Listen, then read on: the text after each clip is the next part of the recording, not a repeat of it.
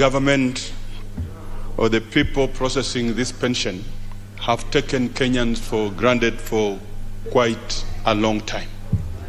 And it is important that this bill has come in place when we must actually put laws in place and crack the whip for these people who delay the pension for the people who have worked hard for the Kenyans when they go back home.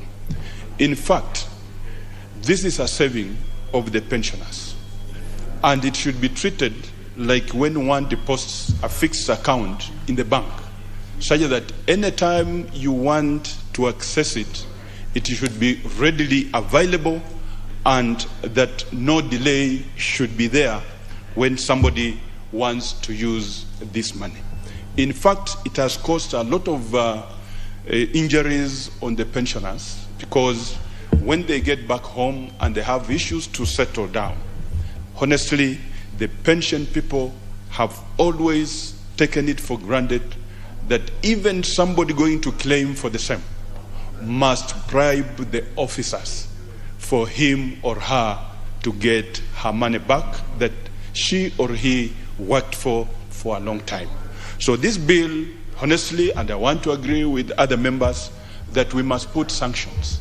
Sanctions that if the time put in place, the person has not gotten his or her pension, then the person who actually delayed the payment of the same should be surcharged, so that actually it becomes a very punitive law for people not to joke with people's lives.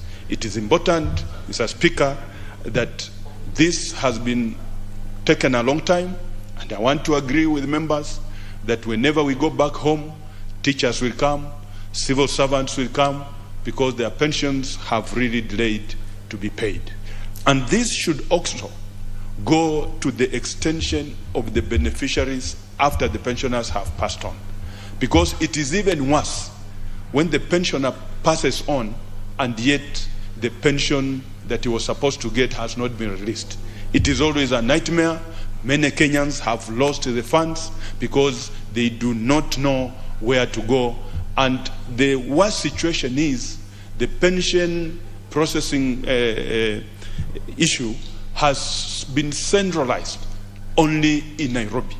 And maybe we should move further and say that even this pension processing should be decentralized to various counties, so that it becomes easier and actually it reduces the agony of the pensioners to make trips to Nairobi, and at that time they don't have even fare to come to Nairobi.